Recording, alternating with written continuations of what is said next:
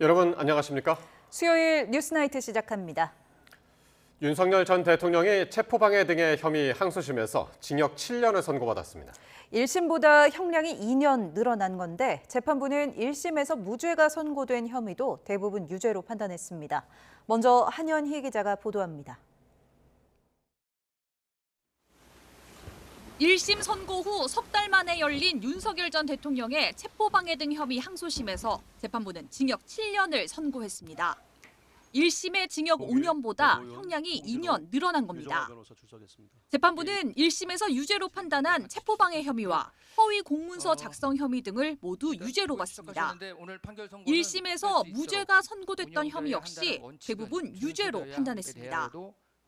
소집 통지를 했다는 이유 등으로 인정되지 않았던 당시 국토교통부와 산업통상자원부 장관에 대한 심의권 침해 혐의에 대해서는 현실적으로 도착이 어려운 시간에 소집 통지가 이뤄져 도착하지 못했던 만큼 연락을 받지 못한 다른 국무위원들과 달리 평가할 수 없다고 지적했습니다. 소집 통지에 있어서 절차적 하자로 보아야 하고 이는 피고인이 직권을 남용하여 국무회의에 참여하지 못한 위 국무위원들의 심의권을 침해한 것에 해당하는 것으로 판단됩니다. 해외 홍보비서관에게 허위 홍보 내용을 전파하도록 지시한 혐의도 1심의 무죄 판단을 뒤집었습니다. 다만 허위 선포문을 만들어 행사한 혐의에 대해서는 1심의 무죄 판단을 유지했습니다. 윤 전 대통령 측은 납득이 되지 않는다며 즉각 상고 방침을 밝혔습니다. 저희 상고하겠습니다. 상고해서 또 법리적으로 다툴 수 있는 부분은 대법원에 가서 또 치열하게 다투도록 하겠습니다. 윤 전 대통령의 12.3 비상계엄 관련 사건 가운데 항소심 판단이 나온 건 이번이 처음입니다. 내란 전담재판부의 1호 사건이기도 한 만큼 향후 판단의 가늠자가 될 전망입니다. YTN 한현입니다.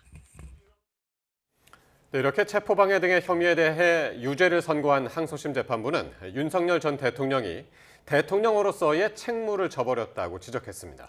윤 전 대통령은 선고 내내 별다른 표정 변화가 없었습니다. 이어서 이수빈 기자가 보도합니다. 서울고등법원 내란전담재판부는 1심보다 무거운 징역 7년을 선고하며 구체적인 양형 이유도 설명했습니다. 재판부는 먼저 윤석열 전 대통령이 범행 당시 현직 대통령이었다고 강조했습니다.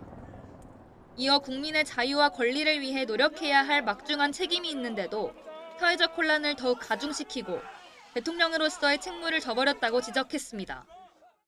비상계엄 선포 이후 저지른 이 사건 배명으로 인하여 사회적 혼란을 더욱 가중시키는 등 대통령으로서의 책무를 저버린 것으로 볼 수밖에 없습니다. 또 물리력을 동원한 영장 집행저지는 법치주의에 비춰 허용되지 않고 경호처 직원들을 사병처럼 사용했다고 비판했습니다. 특히 경호처와 공수처 등 국가 공무원들끼리 물리적 충돌 야기 우려까지 제기됐다는 점에서 비난 가능성이 크다고도 덧붙였습니다. 재판 내내 윤 전 대통령은 별다른 표정 변화 없이 재판장 쪽을 바라봤습니다. 징역 7년이 선고되는 순간에도 별다른 표정 변화나 움직임은 없었습니다. 변호인들과 가벼운 미소로 인사를 나눈 뒤 윤 전 대통령은 법정을 빠져나갔습니다. YTN 이수빈입니다. 도널드 트럼프 미국 대통령이 이란에 대한 장기 봉쇄를 준비할 것을 지시했다고 미국 언론이 보도했습니다. 이란을 경제적으로 압박해 핵 포기를 얻으려는 전략인데 외려 에너지 가격을 더 올리고 중간 선거에도 악재로 작용할 거란 지적이 나옵니다. 보도에 김정회 기자입니다.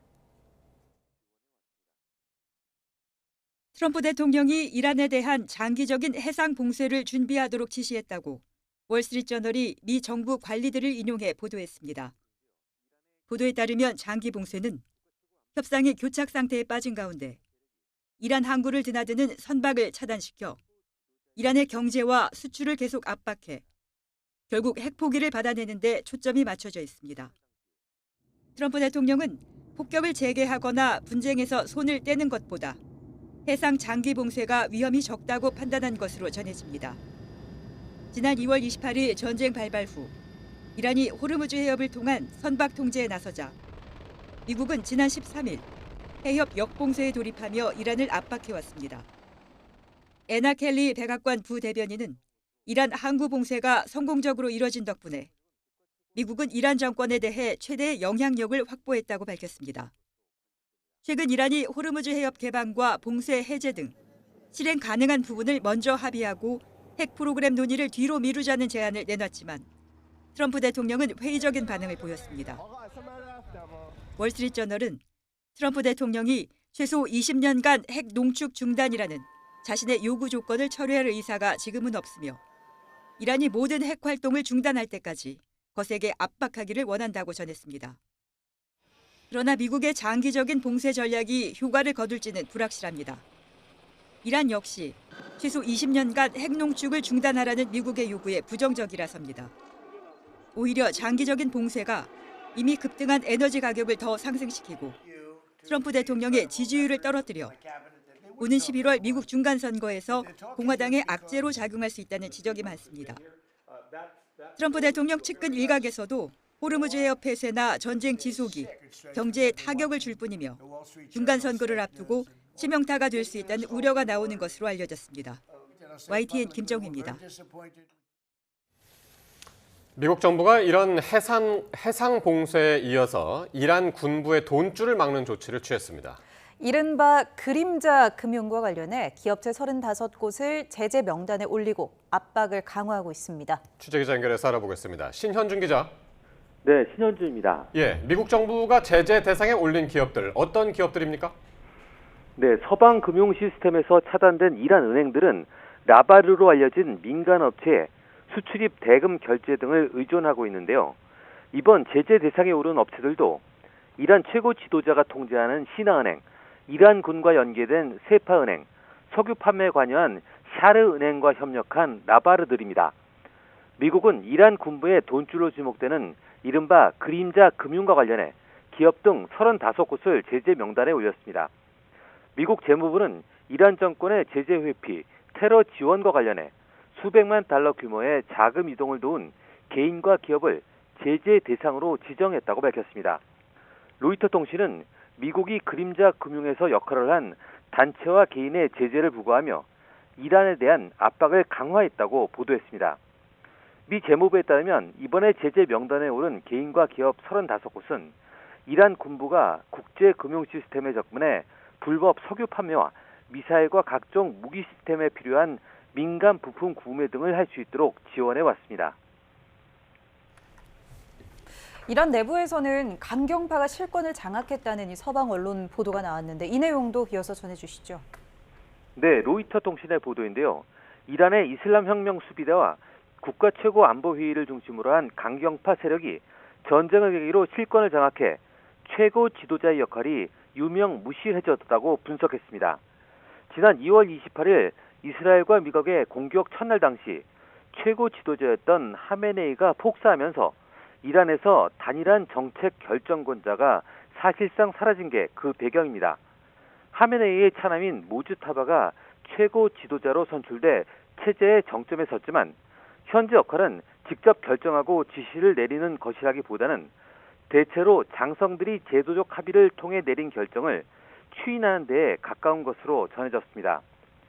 실제 권력은 국가 최고 안보회의를 중심으로 한 통합 전시 지도부로 이동한 것으로 관측됩니다.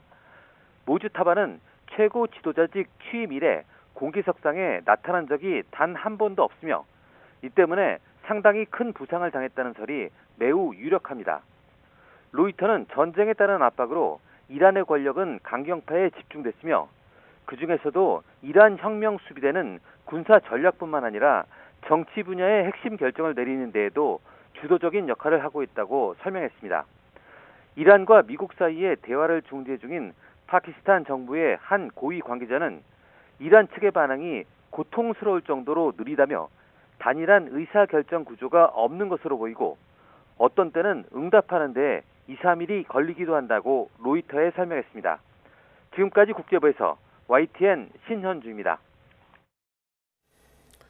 트럼프 미국 대통령이 이란이 핵무기를 보유하는 걸 절대 허용하지 않을 거라며 이 찰스 3세 영국 국왕도 동의했다고 강조했습니다.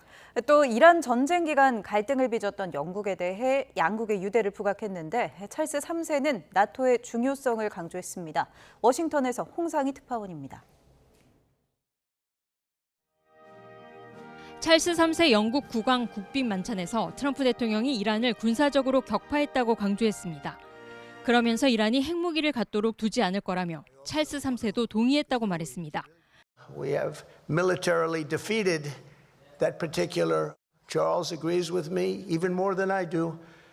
We're never going to let that opponent have a nuclear weapon. They know that. 앞서 SNS에 올린 글에서는 이란이 붕괴 상태에 처해 있다고 통보해왔다고 주장했습니다.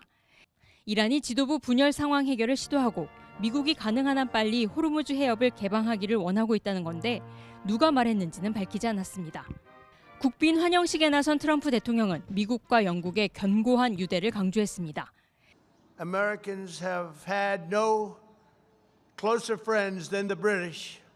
We share that same root. We speak the same language. We hold the same values.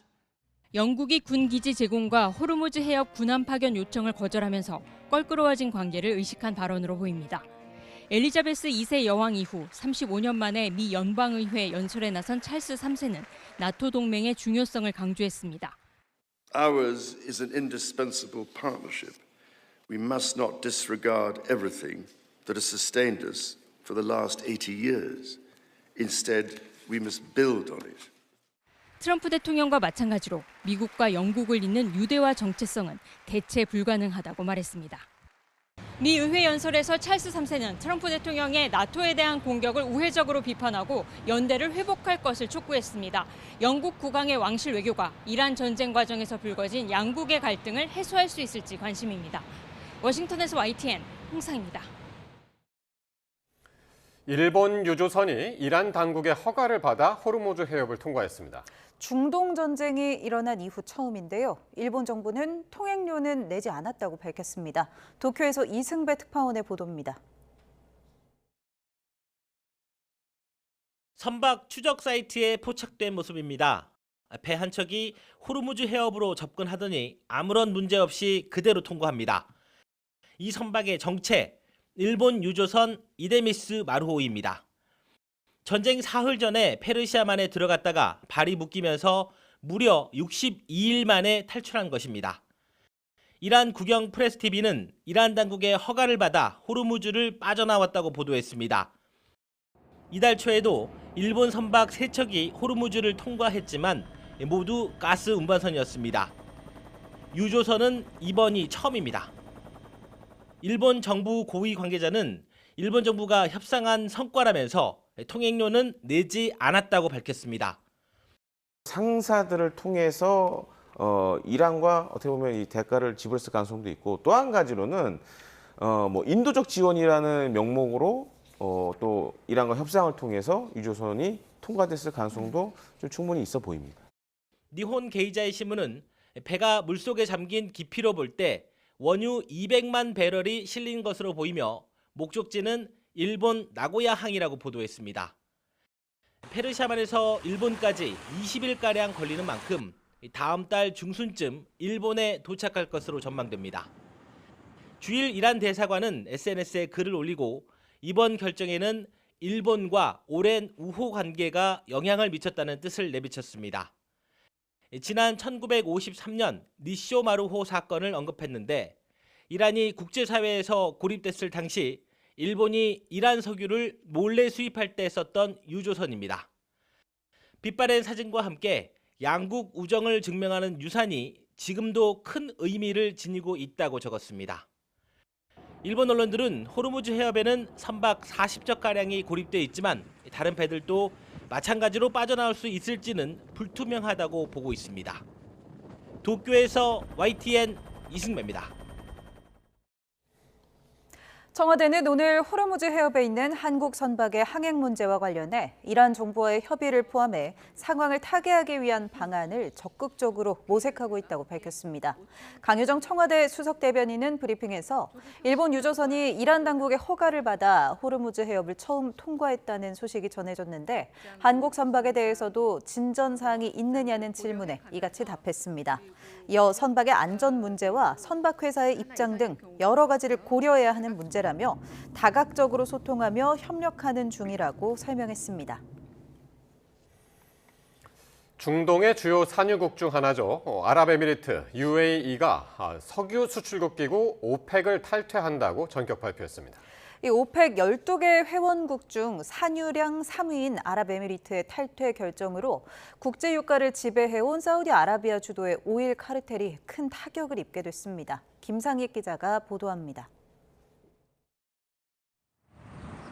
아랍에미리트 UAE가 5월 1일자로 석유 수출국 기구 오펙과 러시아 등 주요 산유국 10개국의 연대체인 오펙 플러스를 탈퇴한다고 선언했습니다.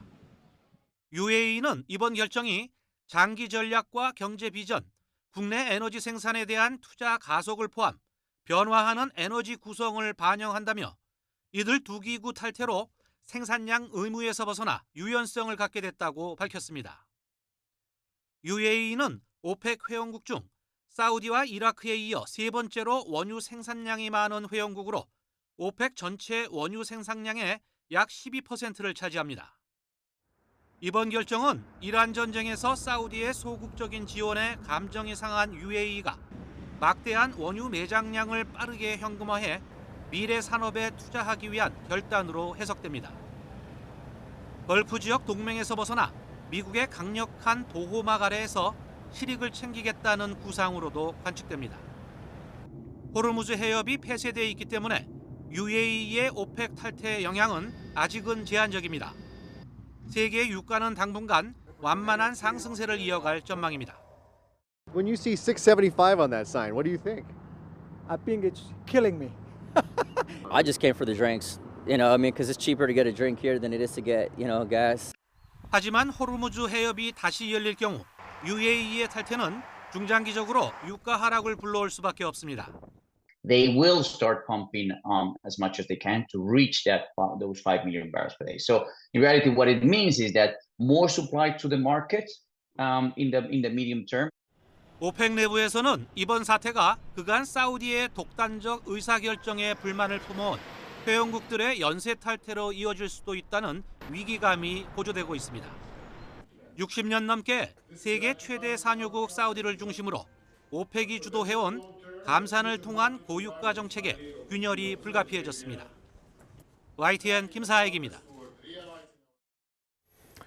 중동 사태가 61일째를 맞았습니다. 지금부터는 전문가 두 분 모시고 말씀 나누겠습니다. 민정훈 국립외교원 미주연구부 교수 그리고 엄효식 한국국방안보포럼 방산안보실장 스튜디오에 나와 있습니다. 두 분 어서 오십시오. 안녕하십니까? 예, 종전 협상이 지금 지지부진한 상황인데요. 트럼프 대통령이 이런 얘기를 했습니다. 이란이 붕괴 상태에 처해 있다고 알려왔다라고 했습니다. 구체적으로 지금 이란 상태가 어떻다고 보십니까? 이란이 경제적으로 어려운 것은 분명히 보이는데요. 그렇다고 붕괴 직전에 있다? 그거는 좀 신중하게 좀 봐야 될 것 같습니다. 트럼프 대통령의 주장을 100% 받아들이기에는 좀 지켜봐야 될 것 같고요. 어쨌든 이란이 경제적으로 어렵고 미국이 취하고 있는 경제적인 압박이 효과가 있다는 부분을 강조하는 것 같아요. 실제로 알려왔다고 보십니까? 보세요. 그거는 이제 지켜봐야 되겠죠. 아예 가능성이 없다고 말씀드릴 수는 없으니까. 그러니까 이제 누구한테 왔느냐, 그것이 이란 정부로부터 왔느냐, 협상팀으로부터 왔느냐, 아니면 다른 공신력이 있는 어떤 기관으로 왔느냐, 이 부분은 좀 같지는 않고요. 아무래도 이제 미국 정부 당국이 어떤 연락을 취하는 이란의 반정부 어떤 그 세력이라든지 그러한 부분도 있고요. 어떻게 그 부분을 좀 지켜봐야 될 것 같습니다. 그렇기 때문에 100%는 붕괴 상태에 있다 이 부분에 대해서 알려왔다라고 했는데 그것이 이제 어떤 어디에서 왔는가를 알려주지 않았기 때문에 어떤 지켜봐야 되겠습니다. 어쨌든 미국이 취하고 있는 어떤 경제적 압박이 효과가 상당히 크다. 이 부분을 강조하기 위해서 트럼프 대통령식의 언어로 표현한 것이 아닌가 생각합니다. 네, 이 교수님의 해석해 주셨는데 실장님께서는 어떻게 보세요? 이런 트럼프 대통령의 주장 어느 정도 좀 일리가 있다고 보십니까? 전혀 없는 얘기를 할 수 있는 상황은 아니니까요. 어디에선가 조금이라도 연관된 아마 그런 이야기를 들었기 때문에 이런 이야기를 공개적으로 한 것 같은데요. 가능성을 생각한다면 이란과 비교적 가까운 이란의 내부 상황을 비교적 잘 알 수 있는 국가는 현재로서는 파키스탄 아니겠습니까? 그러니까 중재 역할을 하고 있는 파키스탄 측으로부터 파키스탄은 특히 미국과의 관계 개선을 위해서 많은 노력을 하고 있기 때문에 파키스탄 쪽에서 그런 이야기를 했을 가능성이 있을 수 있고, 이제 두 번째는 지금 이란 상공이나 이란 주변에는 미군의 여러 가지 군사 정찰 감시 자산들이 있는데, 그 중에는 뭐 우주군을 포함해서 여러 가지 것들이 어떤 통신 감청이 가능한 장비도 굉장히 많이 있거든요. 그러니까 이란군 내부에서 이런 뭐 혁명 수비대나 또는 이런 그 정치 지도자들 급에서의 어떤 통신 내용, 그런 통신 내용 중에 이러한 내용이 아마도 들어갔기 때문에 그런 것들이 트럼프 대통령에게 보고가 돼서 이란 내부가 뭔가 균열되고 있다, 붕괴되고 있다라는 이야기를 한 것이 아닌가라고 추정이 됩니다. 예. 자, 미국은 지금 이란의 핵무기 포기, 이게 이제 협상의 레드라인임을 재차 강조를 하고 있는데요. 이란 역시 연일 강경한 입장을 이어가고 있습니다. 관련 발언들 듣고 오겠습니다. We have militarily defeated that particular opponent. Charles agrees with me even more than I do. We're never going to let that opponent have a nuclear weapon. They know that. آموزش هامون رو ادامه بدیم، از تجربیات جنگ استفاده کردیم و تجهیزاتمون رو در واقع هم تولید کردیم هم به روز کردیم و برای ما شرایط جنگی. 트럼프 대통령이 얘기한 찰스, 찰스도 동의한다. 찰스 3세 영국 국왕을 이제 얘기하는 건데, 이 얘기는 잠시 뒤에 하기로 하고요. 자, 강대강 입시름을 계속 이어가고 있는데, 이란군 이야기 한번 해보죠. 이란군은 종전 협상과 관계없이 전쟁 준비 태세를 갖추고 있다. 그리고 새로운 무기로 새 표적을 공격하겠다라고 했습니다. 지금 이제 휴전된 지 얼마 안 됐거든요. 이런 얘기를 하네요. 어떻게 보셨습니까? 이란군이 그 새로운 그 준비 태세를 갖추고 새로운 표적을 공격하겠다고 했는데, 이때까지 알려진 이란군의 전력은 뭐 해공군 전력은 상당히 뭐 약하고 많이 파괴가 됐다고 알려지고 있기 때문에 육군 전력, 그리고 특히 이제 그 드론이라든지 미사일 전력 같은 경우는 지하화했기 때문에 확인되지는 않았습니다만 상당한 그러한 미사일이라든지 또 드론이 좀 아직 남아 있다, 이렇게 얘기를 하고요. 그리고 얼마 전에 어떤 그 미네 한밤중에 일어난 열병시라고 할까요? 거기서 보여줬던 어떻게 뭐 일종의 초음속 미사일이라든지 좀 중장거리를 날아갈 수 있는 그런 탄도 미사일, 이런 걸 좀 과시하지 않습니까? 뭐 그런 부분을 통해 가지고 이제 여전히 혁명 수비대가 그러한 육군 전력을 갖고 있다고 얘기를 하는 것 같고, 그래서 그러한 부분을 통해서 새 표적이니까 어떻게 보면 지중해를 넘어가서 뭐 미군 기지를 공격할 수 있다든지 중거리 미사일 정도는 갖고 있다, 이 부분을 좀 얘기하는 것 같습니다만, 근데 지금 현재 전쟁 상황이 과연 그러한 무기들을 쓸 수 있는 상황인가, 이 부분 좀 짚어봐야 되겠죠. 그러니까 미국이 다시 이제 전쟁으로 들어갈지, 이 부분도 아직 불명하고요. 어쨌든 이란군 입장에서는 준비 태세가 되어 있고, 그렇기 때문에 협상이 결론되면 언제든지 어떤 군사 작전을 할 수 있는 준비가 돼 있다. 이걸 통해서 이제 만만치 않다라는 부분을 강조하는 거죠. 그걸 통해서 이제 협상력을 배가하려는 그러한 구상이 아닌가 생각하고 있습니다. 네. 트럼프 대통령은 조금 전 본인의 SNS에서도 뭐 이란이 괴멸 상태다, 이런 이야기를 했는데, 이란군의 주장은 영상에서 본 것처럼 또 강해졌다. 휴전 기간 장비를 또 새로 생산하고 개량했다, 이렇게 주장하고 있습니다. 실제로 지금 이란군의 전력이 어느 정도 남았을까요? 뭐 미국이 여러 가지 공격의 성과를 발표를 했는데, 그 내용은 하여튼 뭐 종합적으로 보면 이란군은 거의 남아있는 전투력이 없다는 거 아니겠습니까? 근데 그거에 반해서 지금 이란군이 휴전 기간 동안 장비와 새로운 무기 체계를 갖췄다라고 이야기를 하는데, 일단 휴전 기간 동안 새로운 무기 체계를 갖추거나 정비하거나 개발하는 것은 현실적으로 불가능하거든요. 왜냐하면 전쟁 기간 동안에는 당연히 휴전 기간에도 그런 무기를 개발한다는 것이 단기간에 될 수 있는 것이 아니고 1, 2주에 뚝딱 되는 게 아니죠. 그렇습니다. 만약 정말 이렇게 이란이 새로운 뭔가를 갖췄다고 한다면 그거의 유일한 방안은 어느 제3국으로부터 그런 것을 도입했을 때는 가능하죠. 보면 예를 들어 뭐 러시아나 중국으로부터 그런 비밀스러운 무기를 가지고 와서 유사시 그런 걸 사용한다면 가능하겠지만, 지금 미국이 모든 감시수단을 동원해서 이란으로 유입되는 뭐 무기체계나 이런 것들을 다 들여다보고 있는 마당에 과연 그게 가능할까? 이것은 지금 이란 주변으로 미국의 항공모함 3척이 이미 여러 가지 전투 준비 태세를 마친 가운데 대기하고, 이런 상황에서 이란도 그냥 지지 않고 강하게 대응하겠다는 그런 그 의지의 표현으로 그냥 해석하는 것이 더 타당할 것으로 생각이 됩니다. 예. 지금 일단 뭐 휴전 상태이긴 하지만 지금 트럼프 대통령은 호르무즈 해협 그 주위를 지금 해상 봉쇄하고 있는 상태죠. 근데 이런 봉쇄 상황을 장기화하자, 계속 이어가자라 그렇게 이제 지시를 한 것으로 전해지고 있는데 이건 어떻게 봐야 될까요? 그러니까 지금까지 계속 이제 폭격을 계속 했었는데 그거를 다시 하기보다는 이런 봉쇄가 더 효과적이다 그렇게 판단을 했을까요? 그렇죠. 아무래도 미국 입장에서도 쓸 수 있는 카드를 거의 다 썼습니다.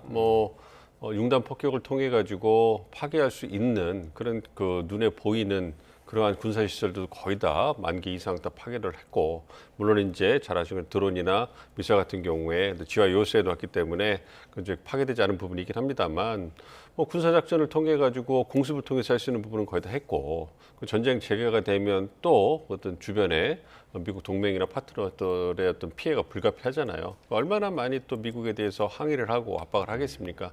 그러니까 만만한 카드가 아닌 거죠. 남은 거는 이제 지상전밖에 안 남았는데 지상전을 한다는 것은 트럼프 대통령한테도 상당한 도박이거든요. 쉽지 않거든요.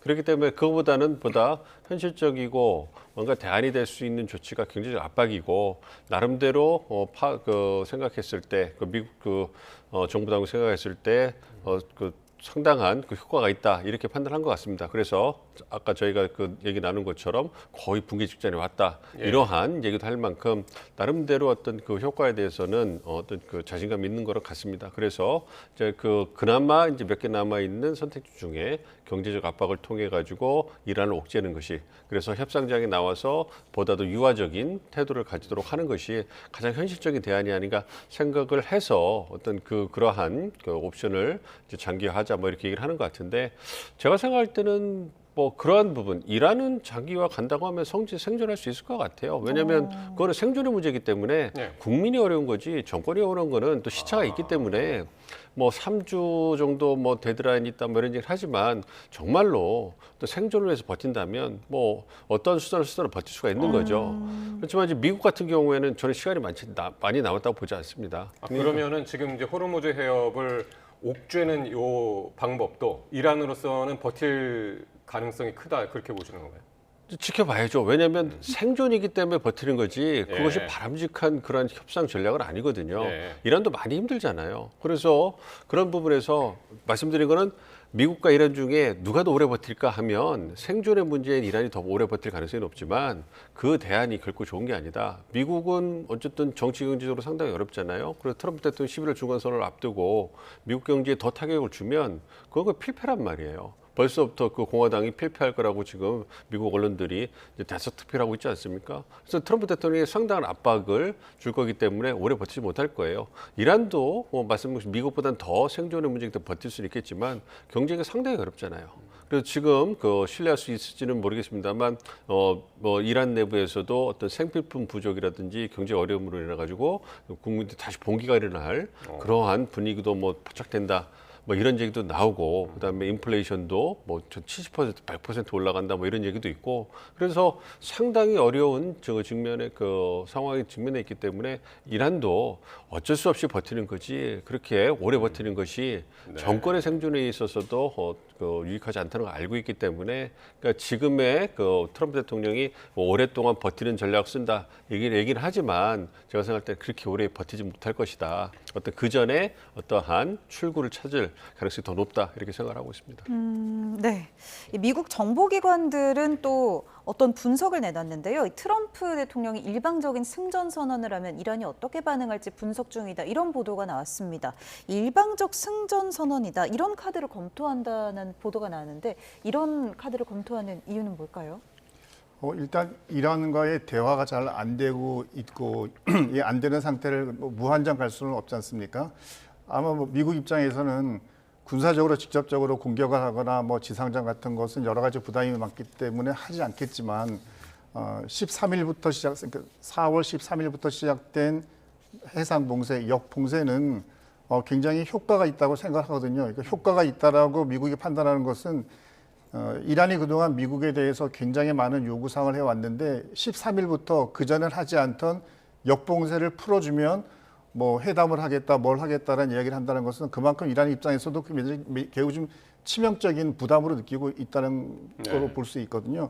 그래서 미국 입장에서는 만약에 뭐 일방적인 어떤 승리 선언을 한다 할지라도 이 봉쇄는 풀어주지 않는 가운데 그냥 우리가 이겼다하고 선언을 하게 된다라면 지금 이제 휴전이 미국하고 이란이 실질적으로 휴전을 준수하고 있지 않습니까? 상호 공격을 하고 있지 않잖아요, 보면. 그럼 이 상황에서 미국이 먼저 하지 않는다면 이란 입장에서도 굳이 먼저 공격을 해서 이 이란 호르무즈나 일대를 전쟁터로 만들 필요는 없어 보이고요.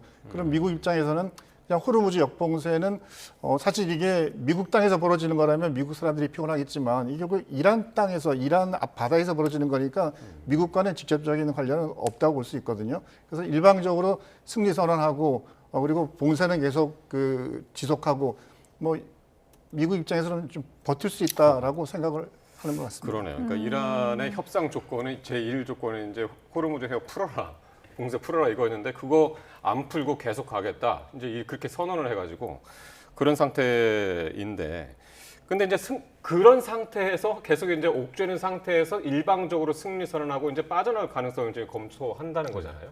근데 아까도 잠깐 말씀하셨습니다만은 미국한테도 그렇게 크게 그 시간이 많지 않은 것이 지지율도 지금 2기 집권 들어가지고 지금 최저로 나왔거든요. 34%로. 어떨 거라고 보세요? 미국도 이제 시간이 많지 않은 것 같긴 한데. 그러니까 버티기로 하면 버티겠습니다만 그러니까 트럼프 대통령이 정치적, 경제적으로 이제 직면한 압박이 크잖아요. 그래서 그런 부분에서 시간이 많지 않다고 생각을 하고 있는 거고, 정말로 이 호르무즈 해협이 5월 다음 달까지 막히게 되면 그러면 시차를 두고 미국 경제에 타격이 오기 시작할 거예요. 지금이야 유가가 좀 올라가가지고 미국 소비자들이 불편을 겪지만 이제 그 유가가 올라가다 보면 이제 생산 활동도 위축될 수밖에 없을 것이고, 그렇다면 미국 경제가 돌아가는 데 있어서 직접적인 영향을 이제 그 영향이 그 산업 전반으로 이제 퍼져 나갈 거기 때문에, 그렇다면 걷잡을 수 없는 미국 경제의 어떤 그런 파장이 생길 수 있는 거죠. 그렇게 된다면 이제 상당히 미국 경제가 회복하는 시간이 걸릴 것이고, 그러한 책임을 오롯이 트럼프 대통령이 떠나야 되는 부분이 있는 거거든요. 그런 부분에 대해서도 보고를 받고 있을 거기 때문에 그런 압박에서 빨리 벗어나야 되니까 말씀해 주신 것처럼 가능한 모든 대안들을 다 알아보는 게 아닌가 좀 생각하는 거죠. 군사적 옵션, 경제적 압박 옵션, 그리고 그것도 정말 안 된다면 출구 전략으로 그냥 셀프 종전, 승리 선언을 하고 빠져나오는데, 빠져나올 때 어떠한 그런 옵션을 통해 가지고 정당성을 높일 것이냐, 제한적으로 그 지상전을 할 것이냐, 아니면 호르무즈 해협은 봉쇄를 계속할 것이냐, 그러면 어느 정도 했을 때까지 어떤 그 효과가 있을 것이고 그 미국 경제에 파장이 있을 거냐, 이런 부분을 다 따져보는 거 아니겠습니까? 그 얘기는 미국도 다시는 뭐 전쟁에 돌아가고 싶은 생각은 없고 빠져나오고 싶은데 강대강 대치가 이어지니까 몇 개 안 되는 그러한 옵션들을 이제 살펴보는 거라 생각을 하고 있기 때문에, 그걸 보면 예전보다는 군사적 옵션이 제거가 되고 이제 경제적 압박, 그다음에 셀프 종전 이런 식으로 선택지가 좁아지고 있잖아요. 그걸 본다면 이제 미국과 이란 모두 선택지를 다 한번 가동해 보고 안 되면 결국은 타협하든지 결례되든지 할 거 아니겠습니까? 이제 그 부분이 얼마 남지 않은 것이 아닌가 생각을 하고 있습니다. 네, CNN 보도 소식도 하나 좀 이야기해 보도록 하겠습니다. CNN 보도에 따르면 파키스탄이 중재에 나섰었는데, 이 중재에 나선 파키스탄 당국자들이 수일 내로 이란으로부터 협상 수정안을 받을 것으로 예상하고 있다는 소식이 나왔습니다. 만약에 이 협상 수정안이 보도대로 도착한다면 여기에는 어떤 내용들이 좀 담겨 있을까요? 일단 이란이 미국에 대해서 선 종전 후 이제 우라늄 농축이나 핵무기 관련된 협상을 하자고 한 것은 이제 트럼프 대통령이 강하게 거부를 했지 않습니까? 그러니까 이렇게 선후로 뭔가 순서를 정하는 것들은 안 된다고 했으니까 결국은 같이 하자는 거거든요, 동시에. 그러면 그냥 일단 생각해 볼 수 있는 것은 호르무즈 해협을 이란이 봉쇄하는 거와 미국이 그 외부에서 역봉쇄하는 거, 이거 동시에 풀고, 그 다음 단계에 동시에 해야 될 것은 이란이 그동안 과거에 농축했던 우라늄들을 어떻게 할 것인지 하는 문제하고, 그다음에 앞으로는 어떻게 할 것인지 이거잖아요. 근데 트럼프 대통령이 이제 했던 그 언론 보도 내용 중에 한 가지 보면 이란은 딜을 할 줄 모른다라고 했거든요. 그 말은 뭐냐면 뭔가 이렇게 협상 조건을 내세운 것 중에서 그래서 한두 가지는 뭔가를 접으면서 얘기를 해야 되는데 이란은 걸 하나도 포기하지 않고 지금 다 요구하고 있잖아요. 호르무즈의 봉쇄도 그대로 가겠다. 그다음에 뭐 400여 킬로의 농축됐던 물질도 그대로 자기들이 가지고 있겠다. 그다음에 앞으로 미래에도 뭐 하겠다는 걸 하고 있는데 적어도 그중에서 한두 가지는 접으면서 트럼프 대통령한테 제안을 해야지만이 그런 딜에 의한 협상 방식을 좋아하는 트럼프 대통령도 뭔가를 받아들일 텐데 지금 이제 그런 부분에서의 그 양보가 없으니까 새로운 이란의 수정안이라는 것은 아마 그런 부분에서 뭐 예를 들면 이런 거 있지 않습니까? 지금 이제 이란에서 농축되어 있던 400여 킬로그램의 그 농축된 우라늄을 이란은 뭐 러시아로 보내겠다 이런 거를 얘기를 하잖아요 보면. 그럼 그런 부분에서 트럼프 대통령이 원하는 대로 미래의 어떤 우라늄 농축에 대한 권한은 어느 정도 이란에게 보장을 하되 과거에 했던 것들에 대해서는 뭐 미국한테 전적으로 맡기겠다. 뭐 이 정도 수준에서 뭔가 주고받는 게 있어야지만이 트럼프 대통령이 새로운 수정안을 받을 가능성이 있지. 그냥 기존과 똑같이 농축된 우라늄은 이란이 처리하겠다. 뭐 앞으로 뭐 몇 년도 5년 또는 10년 하겠다. 호르무즈 해협은 그대로 폐쇄하겠다라고 얘기하면 이거는 사실 트럼프 대통령과 딜을 하거나 협상을 할 수 있는 계제가 저는 아니라고 생각이 듭니다. 그러시군요. 네, 그러니까 최소한의 좀 초기 핵 관련해서는 초기 조치라도 좀 해야 트럼프 대통령이 테이블로 다시 나오지 않을까. 네, 이런 이야기 해주셨고요. 그렇게 해야지 트럼프 대통령도 뭔가 명분이 생기지 않겠습니까? 그러니까 지금 말씀하신 대로 기존의 이란의 협상안은 호르무즈 해협 먼저 개방을 하고 미국한테 개방하고 그리고 종전하고 그 이후에 이제 핵 문제 얘기하자 그런 이제 단계적인 협상안이었는데 새로운 협상안 어떻게 추측을 하십니까? 그거는 이란이 얘기하는 3단계 그 제안은 그 이란이 원하는 것만 들어간 거잖아요. 그러니까 미국은 핵을 포기하라는 거 아니겠습니까? 핵을 포기하면 경제 제재도 풀고 동결 자산도 해제하고 국제적 지원도 해줄 거고 경제 번영을 줄 거다고 얘기를 하잖아요. 그런데 이제 이란이 얘기하는 것은 호르무즈 해협을 풀자. 그러면 미국 입장에서는 핵 얘기는 하지도 않으면서 그래도 이란이 갖고 있었던 가장 유일한 그리고 효과가 있는 카드가 호르무즈 해협을 봉쇄하는 거였잖아요. 그리고 이란은 봉쇄하면서 이란은 수출입을 통해 가지고 경제적으로 연명을 하는 이런 부분인데 그걸 풀어주면 미국은 그 이란 옥죄할 수 있는 가장 유효한 카드가 그냥 날아가는 거예요. 핵에 대해서는 아무런 조치가 없이 그러니까 받을 수가 없는 거죠. 그러니까 그 실장님 말씀해 주신 것처럼 미국도 뭔가를 얻는 게 있어야 협상을 할 거 아니겠습니까? 그러니까 핵 부분인데 아마 그 부분에서 이제 두 가지잖아요. 그 원자력 그 에너지를 이제 그 이용하는 그래서 우라늄 농축하는 그 권한을 가질 거냐, 얼마나 그 금지시킬 거냐, 이 부분하고 기농축된 우라늄을 어떻게 처리할 거냐 이 부분인데 이 두 가지 중에 미국이 더 관심을 갖고 있는 부분은 전자예요. 그러니까 우라늄 농축을 이제 그 농축 권한을 갖게 하는 것, 못 갖게 하는 것, 얼마만큼 못 갖게 하는 것 이 부분이고 이 기농축 우라늄 제가 봤을 때 트럼프 대통령이 뉴클리어 더스트라고 하면서 핵 찌꺼기라고 하면서 이게 440kg이 말은 하지만 쓸모가 없는 관리가 제대로 되지 않아 가지고 상용화 될 수 없는 이런 부분이다 이런 식으로 평가절하를 하는 그 발언들이 많이 있었어요. 그걸 보면 그 부분에서는 좀 더 유연성을 발휘할 수 있다는 그러한 메시지를 준 게 아닌가 좀 생각을 하고 있고 그렇기 때문에 그 부분에 있어서는 미국이 좀 유연하게 받을 수 있지 않을까. 그러나 이제 그 우라늄 농축을 얼마만큼 금지할 것인가 이 부분인데 이란이 미국이 20년 이상 금지하라고 얘기하는데 왜 20년인가 이 부분에 대해서 납득을 못한다라는 그런 얘기도 있어요. 그러니까 과학적 근거가 없다라는 거죠. 그렇기 때문에 그 부분에 대해서는 이제 조금 절충할 가능성이 있지 않은가. 뭐 10+10 이런 식으로 해서 그런 부분에서 어쨌든 핵 카드가 협상 테이블에 올라온다면 그렇다면 미국도 보다 더 적극적으로 검토하지 않을까 생각을 합니다.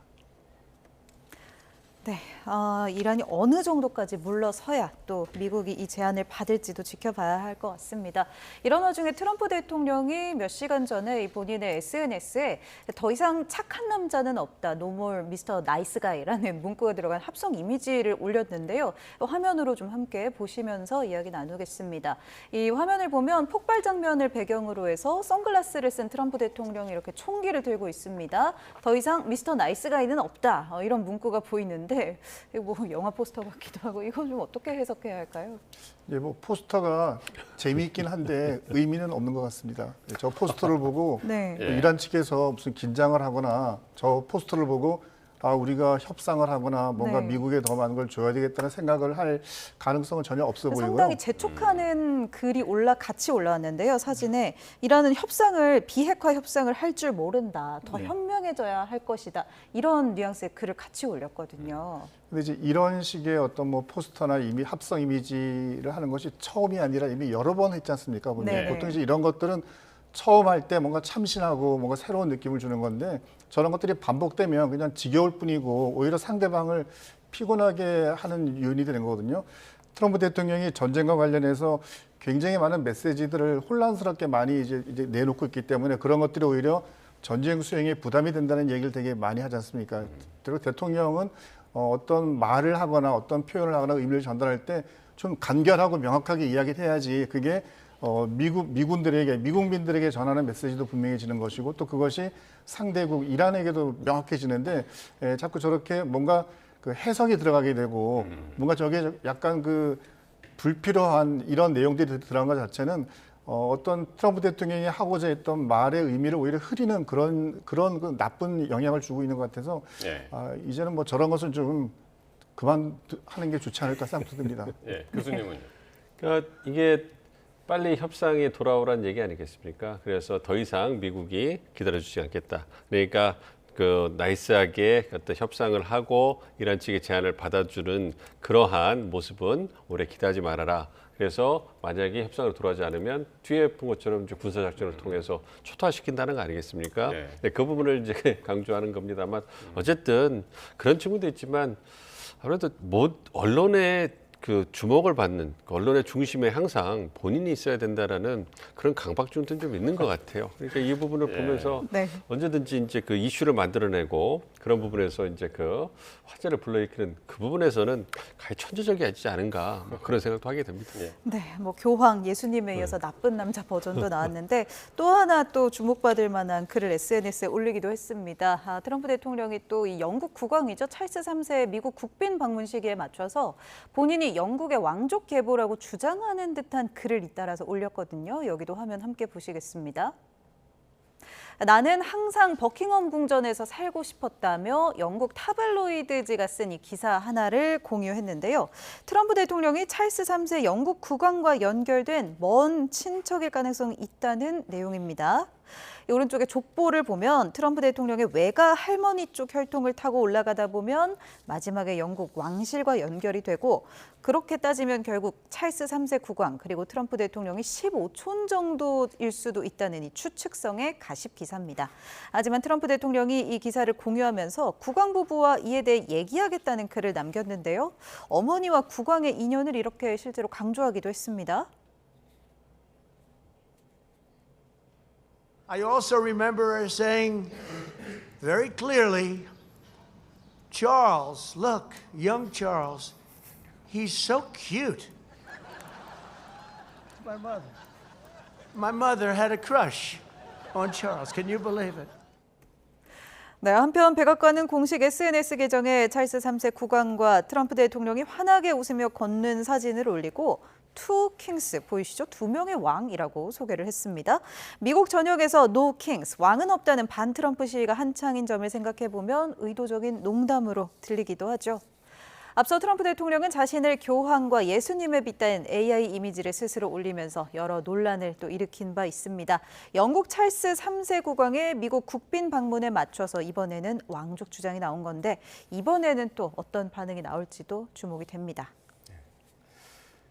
그 다른 사람이 이런 비슷한 농담을 하면 이제 농담이다 그렇게 듣겠는데 네. 트럼프 대통령이 이 왕 관련 가지고 농담을 하면 농담 같지 않게 들리거든요. 자, 어쨌든 지금 이제 영국 국왕 찰스 3세가 이제 지금 방문을 하고 있는 상황에서 그 전까지만 해도 이제 이 전쟁 과정에서 영국에 대한 불만들을 상당히 많이 냈었잖아요. 근데 이번에 이제 찰스 3세한테는 양국 간의 유대 이런 점들을 좀 방점을 찍은 것 같습니다. 그러니까 이번에 그 찰스 3세가 그 미국을 방문한 가장 그 초청을 받은 이유가 이번이 미국 건국 250주년이잖아요. 그래서 이제 그러한 그 250주년 그 굉장히 중요한 그 국가적 행사를 기념하기 위해서 방한을 미국을 방문한 거란 말이에요. 그렇기 때문에 그런 부분에서 이제 그 존중을 해주는 거죠. 그러니까 네. 미국 입장에서는 그 미국이 그 영국의 식민지였다가 독립전쟁을 통해 가지고 독립국가가 되지 않았습니까? 그렇기 때문에 독립을 250주년 기념해서 영국의 국왕을 초청한다라는 것은 그만큼 독립의 의미를 다시 한번 부각시키는 거죠. 그러니까 이 독립을 한 것이 역사적으로 정당했고 그 부분을 이제 영국도 인정한다. 그래서 현 국왕이 와서 미국 그 건국 250주년을 축하하는 거잖아요.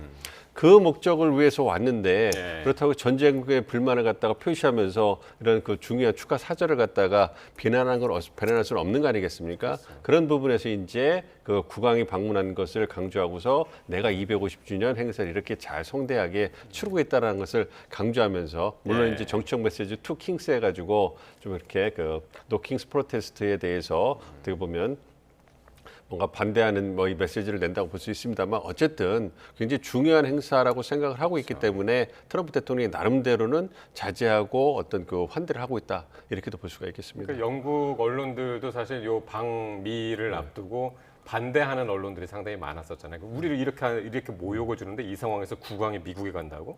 근데 그런 우려를 좀 불식시키는 그런 트럼프 대통령의 이제 언행이 아니었나 싶습니다. 네, 그러면서 또 이 백악관의 SNS에서는 이제 두 명의 왕, 투 킹스 이 표현이 등장을 했는데 이 노 킹스 시위가 미국 전역에서 좀 확산되는 분위기였단 말이죠. 근데 백악관이 공식 SNS 이런 표현을 쓴 거는 어떻게 보세요? 백악관에서 투 킹스라고 쓴 것은 그 노킹, 그러니까 절대주의 군주 같은 트럼프 대통령의 여러 가지 모습을 의미했다기보다는 찰스 3세 왕과의 어떤 유대감 그리고 영국과 미국 간의 어떤 그런 전통적인 정말 우방이었지 않습니까? 미국이 가장 어려운 전쟁을 할 때마다 그냥 거의 무조건 전폭적으로 함께 해왔던 그런 영국과의 관계를 그냥 상징적으로 표현한 투킹인데요. 저런 투킹이라는 그 표현이 근데 이제 현실적으로 미국과 영국의 관계가 지금은 이제 그러지 못하잖아요, 보면. 아마 트럼프 대통령 입장에서는 찰스 3세가 와서 여러 가지 연설하는 와중에 제발 이란 관련해서 한마디만 해줬으면 하는 바람이 있었을 텐데 트럼프 대통령은 찰스 3세가 뭐 자신의 트럼프 대통령의 생각에 동의했다고 하지만 실제 그런 발언은 한 번도 하지 않았지 않습니까? 그래서 투킹은 말 그대로 두 명의 왕이 서로 친밀한 관계에서 뭔가 끈끈한 그런 뭐 인연과 그 운명을 강조해야 되는데 현실은 그러지 못해서 백악관의 저 투킹은 정말 투킹이 되고 싶다는 그런 바람, 더 미국과의 관계 회복, 그거를 기원하는 것 같습니다. 예, 그러니까 트럼프 대통령은 어쨌든 양국의 우호 관계 이런 것들을 이제 더 강조하려고 했는데 찰스 3세 국왕이 나토의 중요성, 동맹의 중요성 이런 것들을 이제 상당히 강조한 것 같아요. 미국 언론들도 바로 요 점을 좀 주목을 했었거든요. 그렇습니다. 그러니까 250주년을 축하를 하면서 이제 뭐 미 연방위의 연설이라든지 발언을 통해 보면 상당히 어떤 뼈가 있는 그런 발언들을 한 거죠. 말씀해 주신 것처럼 트럼프 대통령이 너무 권한을 남용하는 것 같으니까 법과 원칙을 지켜야 되고 상권 분립에 충실해야 돼 이런 얘기까지 좀 했고 그래서 좀 견제하라는 그런 메시지를 냈고 말씀해 주신 것처럼 나토 동맹, 대서양 동맹 중요성을 강조하면서 미국이 보다도 그 책임감 있는 모습을 보여줘야 된다 이런 그 메시지를 남겨줬거든요. 그러니까 그런 부분에 대해서는 영국 언론들은 주목하는 거고 트럼프 대통령이 좀 불편하겠죠. 그럼에도 불구하고 이제 현재 영국의 국왕으로서 영국의 입장을 대변하는 그러한 역할도 해야 되기 때문에 그런 부분을 강조하면서 이제 얘기를 했지만 그럼에도 또 그런 얘기를 하면서도 또 양국 간의 유대 관계가 중요하다는 그 메시지를 똑같이 내줬어요. 그래서 이 찰스 3세가 보여주는 이러한 외교적인 행보는 오래간만에 보는 좀 세련된 외교 행태가 아닌가 그런 생각을 좀 하게 됩니다. 네, 정작 트럼프 대통령은 왕이 되고 싶어하는 것 같은데 왕은 또 동맹의 중요성을 강조했네요. 네, 이란의 이야기 잠시 좀 주제를 전환해 보도록 하겠습니다. 로이터가 이란 혁명수비대가 전시 지도부를 장악했고 모즈타바의 역할은 장성들의 결정을 추인하는 수준에 가깝다는 분석하는 그런 기사를 냈는데 지금 이란의 실제 의사결정권 그렇다면 누구에게 있다고 보시는지 좀 궁금합니다. 대부분 바이디 인민 혁명수비대 사령관이 실세일 것이다라고 대부분 예측을 하고 있는데 아마 그게 맞을 것 같습니다. 실제 이란 같은 저런 상태에서는 아무래도 강한 군사력을 보유하고 있는 그런 군사 집단들이 권력을 행사할 수밖에 없거든요.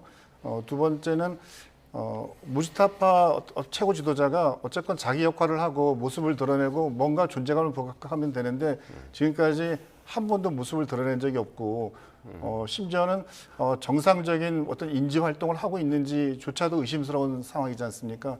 결국 이 지금처럼 이렇게 어수선한 이란의 내부 상황 속에서 권력을 잡는다라는 것은 강한 군사력, 무력이 기반이 될 수밖에 없고요. 예. 결국 무력을 장악하고 있는 혁명수비대가 현재 권력에서의 가장 정점에 있고, 그다음에 그런 뭐 갈리바프나 이런 정치인들 집단, 행정부 조직에 있는 사람들은 그런 혁명수비대 권력의 그 밑에서 혁명수비대가 지시하는 것들을 이행하는 그 정도 수준으로 보여지고요. 그렇기 때문에 지난번 갈리바프 의장이 파키스탄에 가서 회담을 할 때에도 본인이 정권을 가지고 미국 측과 협상을 한 것 같지는 않거든요. 늘 어떤 이야기가 나오게 되면 이란에 있는 혁명수비대 쪽의 의견을 듣고 그것에 따라서 움직이다 보니까 회담이 뭐 정상적인 마무리가 되지 못하고 질질 끌어가고 오히려 회담을 하게 되면 의제가 줄어들어야 되는데 오히려 의제가 막 늘어나는 것 같은 그런 느낌이었거든요. 그러니까 그것은 회담이 정상적으로 되지 못했었고 예. 협상장에 나와 있던 그 대표가 실제 대표가 아니었다라는 반증이라고 볼 수 있겠습니다. 그래서 이제 그런 불만을 트럼프 대통령도 이제 계속해서 이제 드러내고 있는데 어쨌든 이런 상황 오기까지는 결국에는 이제 모주타바 하메네이의 공백 때문이 아니냐 이런 얘기가 많은 것 같기도 하고요. 교수께서는 어떻게 보시나요? 그렇습니다. 어쨌든 컨트롤 타워가 건재하냐 이 부분이 그 중요한 거죠. 왜냐하면 미국 측 입장을 보면 어쨌든 뭐 제드 벤스라든지 여타 이제 그 헬크스 국방장관이라든지 그 국무장관이라든지 다른 목소리를 내고 있지만 결국은 트럼프 대통령이 그걸 조율하고 있는 백악관이 조율하고 있는 모습을 보이잖아요. 근데 이란 같은 경우에는 협상파와 비협상파가 이제 국면에 따라서 목소리가 완전히 다르게 나오기 때문에 미국으로서는 그게 혼동될 수밖에 없는 것이고 그거는 이제 미국이 봤을 때 이란 내부의 컨트롤 타워가 부재하기 때문에 생겨나는 일이 아니냐. 신정 지도자가 그 역할을 못하기 때문에 그런 것이 아니냐. 이런 그 의구심이 들 수밖에 없는 거거든요. 예. 그래서 말씀해 주신 것처럼 혁명수비대가 협상파보다는 훨씬 더 힘이 평시에도 강했고 전세니까 더 강할 수밖에 없는 거죠. 그렇지만 협상을 해야 되는 그런 그 긴박한 상황이니까 협상파에 힘을 실어줬지만 협상 국면이 잘 되지 않으니까 이제 비협상파, 강경파가 이제 목소리를 높이면서 압박하다 보니까 협상이 진전될 수 없고 힘이 약한 그 온건파, 협상파가 이제는 협상 중간에서도 이제 그 테헤란에다가 그 입장을 물어봐가지고 확인받아야 되는 이런 모습이 연출된 것과 같기 때문에 그런 부분에서 의구심이 들 수밖에 없는 거죠. 뭐 그런 상황은 뭐 한동안 지속되지 않을까 좀 생각을 하고 있기 때문에 정말로 이란이 이제 그 통일된 목소리를 내기 위해서는 어떤 그 강경파 비협상파가 이제 입장을 변화해야 되는데 그게 예. 단기적으로 가능할지. 그러니까 무스타파가 있다면 그 부분에 대해서 설득을 하거나 압박을 할 수 있을 텐데 과연 그러한 역할을 할 수 있을까? 그런 부분에서 이제 의구심이 커지고 있기 때문에 그래서 이제 혁명수비대가 실질적으로 권한을 행사하는 것이 아니냐 이러한 분석이 나오는 거고 힘을 얻어가고 있는 것이 아닌가 생각하고 있습니다. 네, 이렇게 협상이 좀 지지부진한 가운데 이란 전쟁이 이제 61일차로 넘어가면서 나머지 산유국들의 이해관계에도 좀 균열이 생기는 모습입니다. 특히 아랍에미리트가 이제 오펙 플러스 탈퇴를 선언한 건데요. 이 부분이 이제 중동의 석유 질서에 좀 어떤 의미로 다가올지 생각보다 좀 크게 다가올지 궁금합니다. 앞으로 아마 큰 변화가 있을 것으로 예상이 됩니다. 일단 UAE 입장에서는 미국과 이란 간에 전쟁을 했는데 피해는 UAE가 제일 많이 본 것 같은 느낌이거든요. 이란이 그 UAE를 향해서 물론 과거에도 굉장히 적대국이었지만 이번 전쟁을 통해서 미사일이나 드론이 UAE로 제일 많이 날아왔거든요. 근데 UAE 입장에서는 그렇게 UAE가 이란으로부터 공격을 받고 굉장히 피해를 보고 있음에도 불구하고 같은 아랍 국가들이 어느 나라도 UAE를 위해서 말을 하거나 어떤 지원을 하거나 그러지 않았죠 보면. 근데 최근 언론 보도에 보게 되면 이스라엘 같은 경우는 요격 미사일들을 병력과 함께 미사일까지 UAE에다가 줬다는 거 아닙니까? 물론 그 UAE가 이스라엘과 뭐 이런 협정을 맺어가지고 뭐 외교 관계를 수립하는 그런 역사적 이벤트도 있었지만 정말 내가 어려울 때 나를 도와주는 게 누군가라고 보니까 UAE 입장에서는 이스라엘이 일단 요격 미사일을 보내줘서 이란의 미사일을 요격하도록 만들었기 때문에 이 나라의 관계는 앞으로도 강화할 필요가 있을 것 같다는 것이고, 그다음에 미국과의 관계는 기존부터 계속돼 왔기 때문에 함께해야 되겠다라고 생각을 했는데 이제 반대로 가까운 국가라고 생각했던 파키스탄과 사우디아라비아 같은 경우는 뭔가 좀 약간 다르구나라고 느끼는 거죠, 보면. 그러니까 파키스탄이 미국과 이란을 중재한다고는 하지만 외견상으로 보기에는 마치 이란을 약간 도와준 듯한 그런 느낌이 들고, 사우디아라비아도 여러 가지 말들은 하지만 UAE를 도와주는 건 없었죠. 근데 또 파키스탄과 사우디아라비아는 작년에 군사동맹을 맺고 한 나라가 군사적 공격을 받으면 군사력을 지원한다고 해서 파키스탄의 지금 공군 전투기들이 사우디아라비아에 가 있다는 거 아닙니까? 그러니까 UAE 입장에서는 그냥 가만히 있다 보면 오히려 UAE가 이런 걸프만 주변 정세 속에서 오히려 그 뒤로 빠지는, 뭔가 손해 볼 수 있는 상황이 됐다고 생각이 돼서 뭔가 이제 사우디와의 관계에서도 조금 더 주도권을 잡고, 그다음에 원유 생산을 통한 어떤 국부 창출 면에서도 조금 더 주도권을 잡는 측면에서 이제는 독립적인 활동을 하겠다. 그리고 UAE는 이스라엘과 미국과 조금 더 관계를 강화해 나가겠다라고 했기 때문에 아마 이스라엘과 미국과 관계를 강화하는 것만큼 같은 아랍국들 간의 관계는 상대적으로 과거보다는 좀 줄어들 가능성이 높아 보입니다. 그러니까 이게 지금 산유국들 간의 패권 싸움 아니냐, 이런 해석들이 이제 많이 나오는 가운데 이게 결국에는 트럼프 대통령의 승리네, 이렇게 해석이 나오는 건 어떤 이유인가요? 트럼프 대통령 행정부 같은 경우도 에너지 지배권, 패권을 갖는데 굉장히 집중을 하고 있거든요. 그러니까 미국이 셰일 혁명, 안반 파수법을 통해 가지고 2019년부터 산유국, 그다음에 제일 산유국이 위치에 올라갔어요. 그런데 그 주요 산유국 보면 사우디, 러시아가 미국과 함께 제3대 산유국을 구성하고 있거든요. 전통적으로 사우디가 정말 많은 양을 이제 생산하면서 오페크라든지 오페크 플러스의 맹주 역할을 해오지 않았습니까? 그러면서 그거 아까 보도해 주신 것처럼 어떤 그 오일 카르텔을 석유 카르텔을 만들어 가지고 어떤 감사를 통해 가지고 고유가를 유지해 온 거 아니겠어요? 그런 측면에서 미국 입장에서는 유가를 좀 떨어뜨리고 생산을 많이 해가지고 경제 어려움을 벗어나고 싶은데 불만이 계속 해왔단 말이에요. 또 UAE 입장에서도 이제는 생산을 좀 더 많이 해서 이제 그 자국의 그 경제적 미래라든지 그 미래 사업에다 투자를 많이 하고, 그러한 중동에서 어떤 그 뭔가 좀 독보적인 위치를 유지하고 싶은데 그것에 재원이 되는 석유 생산을 때 그 오펙이 막고 있고 사우디가 막고 있기 때문에 그 부분에 대해서 이제 불만이 팽배한 거죠. 그리고 영내에서 여타의 다른 사우디의 관계, 그다음에 그러한 그 경제 문제, 이런 부분이 복합적으로 작동을 하면서 분명히 미국과 이스라엘과의 어떤 협의를 통해서, 미국과의 협의를 통해 가지고 어떤 미국이 그런 부분에 대해서 독려를 했고, 그리고 UAE가 미국의 어떤 그러한 그 조용한 그 동의를 받아가지고 지원을 받아가지고 이런 결정을 한 것이 아닌가 생각하고 있기 때문에, 어쨌든 미국 입장에서는 중동 카르텔, 석유 카르텔을 균열을 일으키는데 성공을 한 거고, 그렇다면 에너지 시장에서 미국의 목소리가 더 커질 거 아니겠습니까? 그런 부분에서 이제 트럼프 대통령의 승리다, 이렇게 보는 것이 아닌가 생각하고 있습니다. 네. 자, 지금까지 민정훈 국립외교원 미주연구원 교수, 엄효식 한국국방안보포럼 방산안보실장과 함께했습니다. 두 분 고맙습니다. 고맙습니다.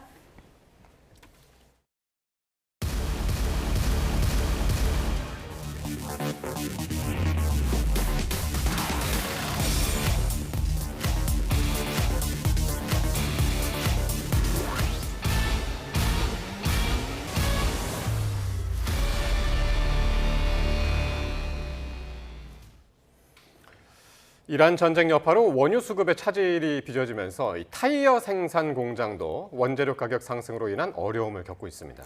타이어 생산에 사용되는 합성 고무 등 석유화학 제품 가격이 크게 올라 영업이익 감소 등을 우려하고 있습니다. 보도에 오승훈 기자입니다. 컨베이어 벨트를 따라 갓 생산된 타이어들이 쏟아져 나옵니다. 지게차가 차곡차곡 쌓여있는 타이어들을 쉴 새 없이 옮깁니다. 1년에 14만 톤의 타이어를 생산하는 곳이지만 최근 공장에는 긴장감이 맴돌고 있습니다. 이란 전쟁 여파로 원유 수급에 차질이 빚어지자 타이어 생산 공장에 쓰이는 석유화학 관련 원재료 가격이 크게 올랐습니다. 타이어 하나를 만드는 데 드는 합성 고무와 카본 블랙 등 원료의 절반 이상이 석유화학 제품입니다. 전쟁 발발 후 2달 사이 합성 고무 수입가는 40% 가까이 폭등했습니다. 미리 확보해둔 재고 덕분에 당장은 공장이 돌아가고 있지만 문제는 눈덩이처럼 불어나는 생산 단가입니다. 원가 부담은 커지는데 글로벌 경기 침체 속에 소비자 판매가를 곧바로 올리기도 어려워 영업이익은 깎일 수밖에 없는 구조입니다. 전쟁 장기화로 원료 수급 자체가 막히지 않을까 하는 현장의 우려도 커지고 있습니다. 고유가로 인해 타이어뿐만 아니라 석유화학 관련 제품 원재료 수급이 매우 어려운 상황입니다. 앞으로 정부 차원의 지원금이나 원재료 수급 판로 개척 등이 필요할 시점으로 보입니다. 타이어 업계는 환율과 글로벌 수요를 살피며 가격 조정을 검토 중이지만 고심은 깊어지고 있습니다. 고유가 직격탄이 타이어를 넘어 산업계 전반으로 확산하고 있는 만큼 공급망 안정을 위한 정부 차원의 선제적인 대책이 필요해 보입니다. YTN 오승훈입니다. 중동 사태가 석 달째로 접어들면서 기름값 상승에 시민들의 일상이 달라지고 있습니다. 운전자들은 아침마다 저렴한 주유소를 찾고 조금이라도 기름을 아낄 방법을 찾느라 고민입니다. 정영수 기자의 보도입니다. 기름값이 저렴한 편이라 시민들이 자주 찾는 알뜰 주유소에 차량이 길게 늘어섰습니다. 중동 사태가 석 달째로 접어들면서 어느새 익숙해진 풍경입니다. 좀 검색을 하는 게 일상이 된 것 같아요. 그래서 이제 출근길에 오늘은 이 만남의 광장 쪽이 가장 싸서 저렴해서 이쪽을 들르게 되었습니다. 그런데 이곳마저도 휘발유와 경유의 리터당 가격이 2,000원에 가까운 상황입니다.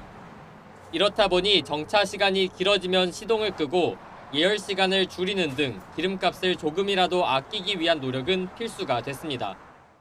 1리터라도 아끼려고, 몇 cc라도 아끼려고 시동을 금방 꺼버려요.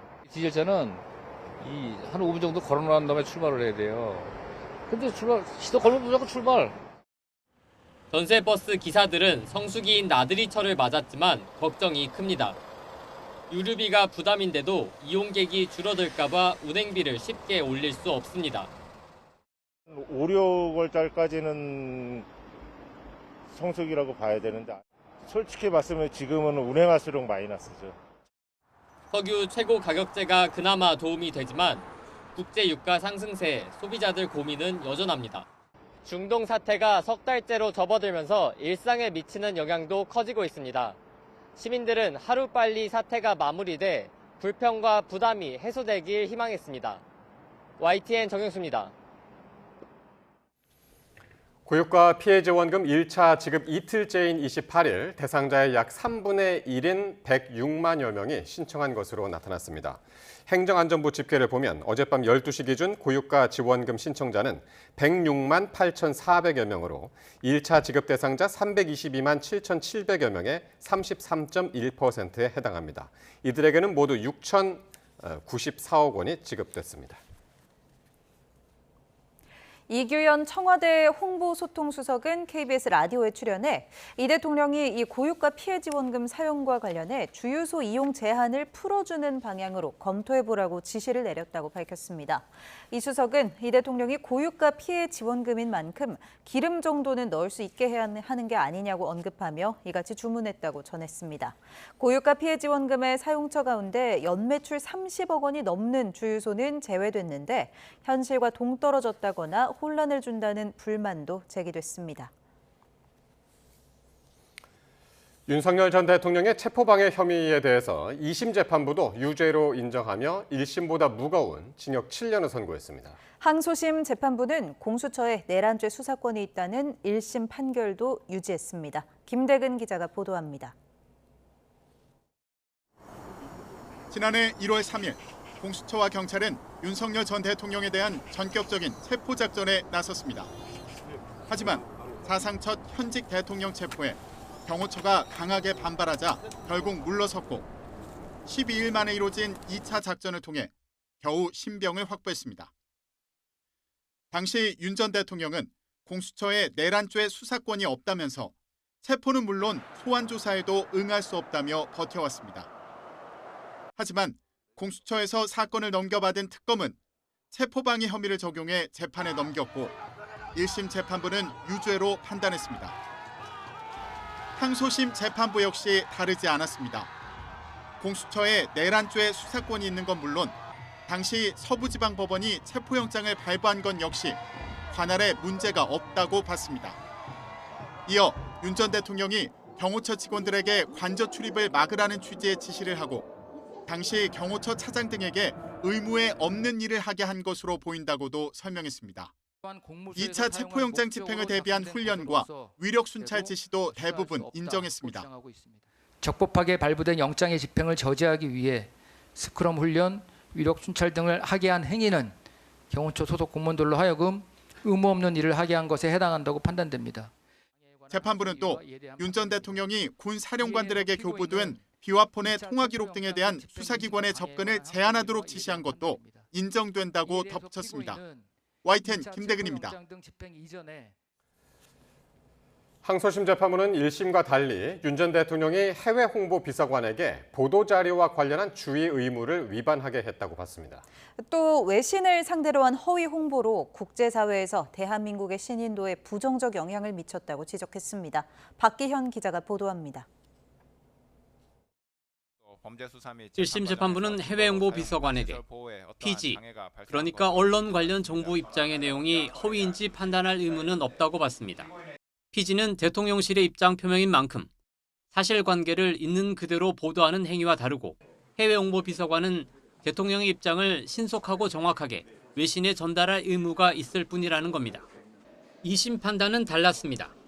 먼저 항소심 재판부는 해외 홍보 비서관은 별정직 공무원인 만큼 주의 의무가 있다고 봤습니다.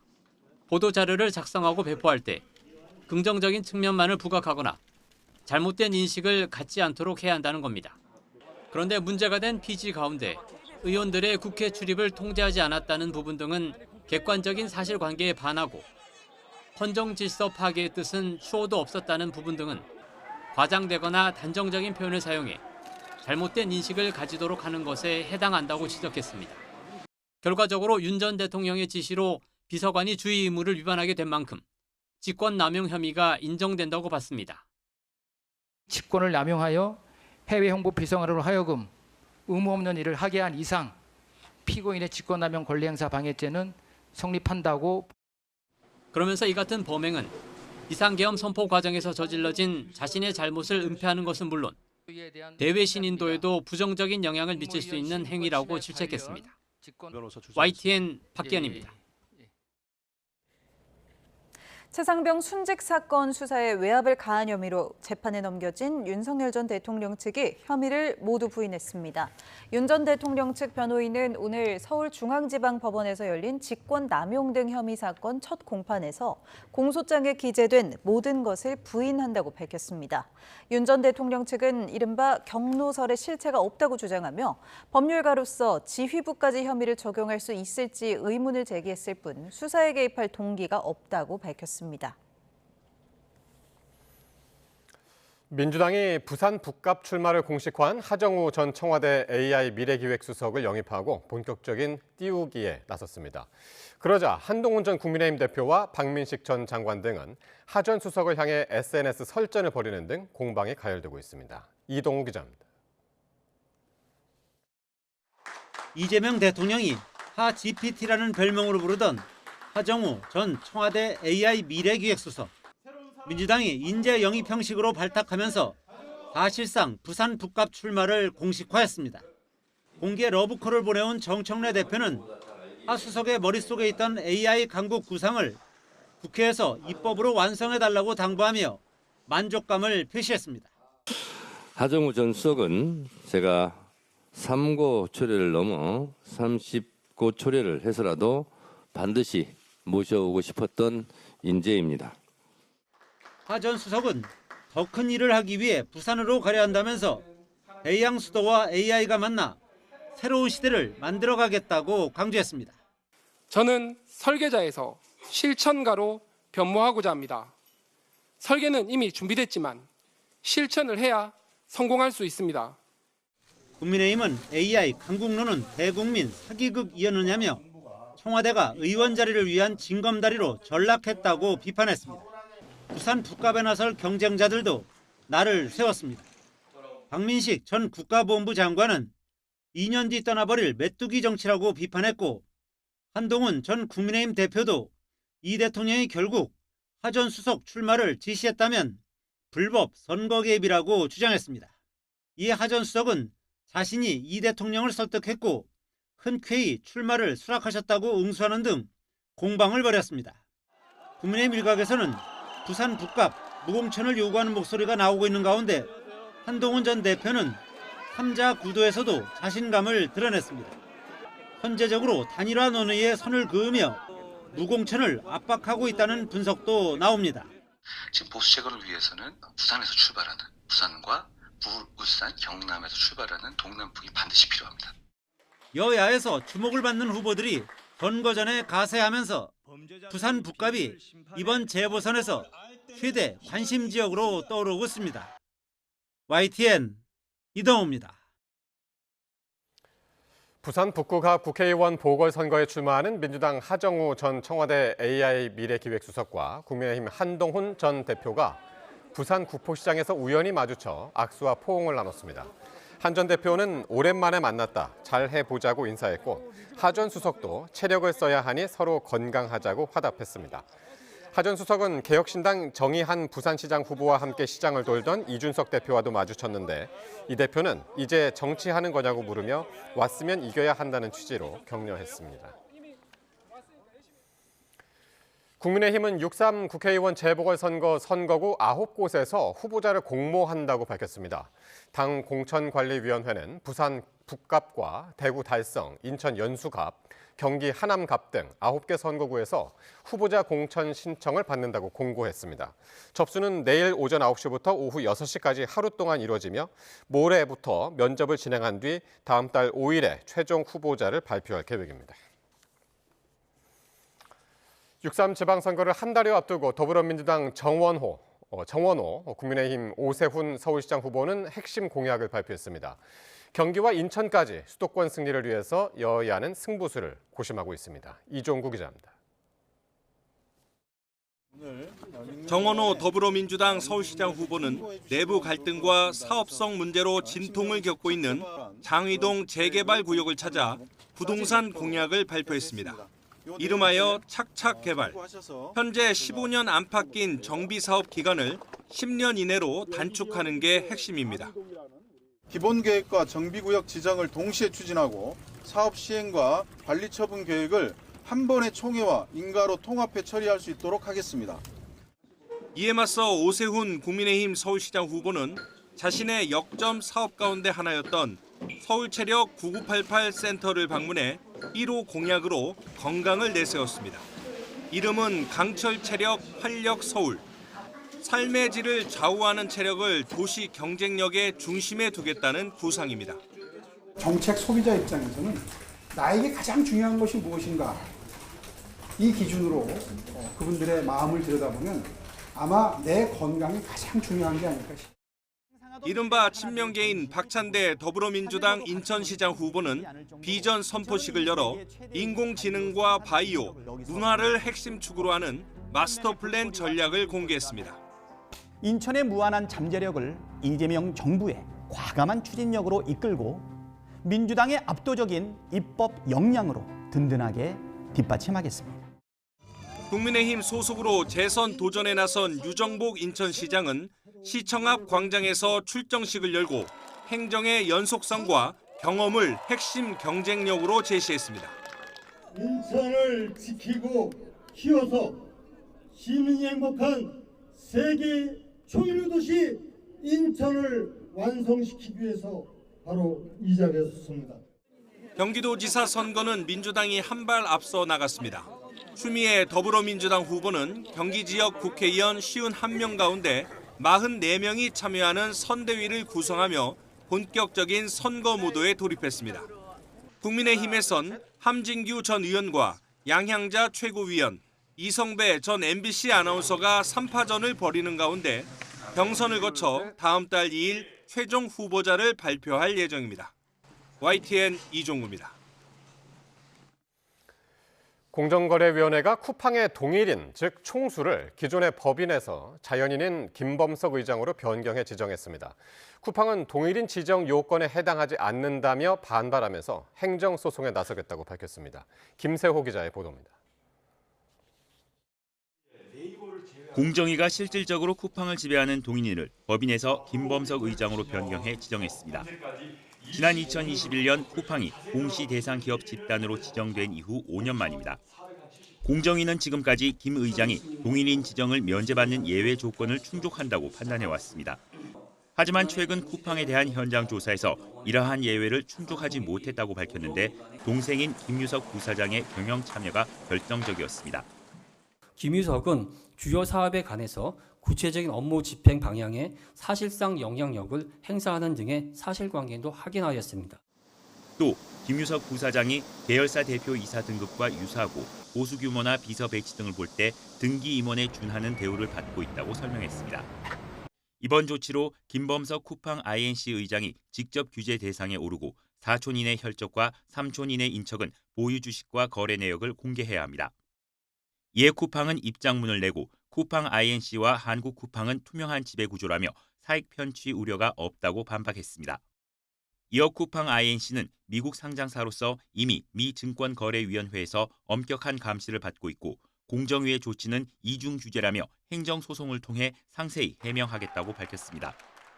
이런 가운데 미국 행정부와 정치권은 쿠팡의 개인정보 유출 조사를 놓고 자국 기업에 대한 차별 우려를 전하기도 했습니다. 앞서 위성락 국가안보실장은 쿠팡 문제가 한미 간 안보 협의에 영향을 주고 있다고 밝혀 한미 관계에 적지 않은 영향을 주고 있음을 시사했습니다. 이번 공정위의 조치가 국내외 기업 현안을 넘어 대미 관계까지 미칠 파장을 놓고 우리 정부의 고심도 깊어질 것으로 보입니다.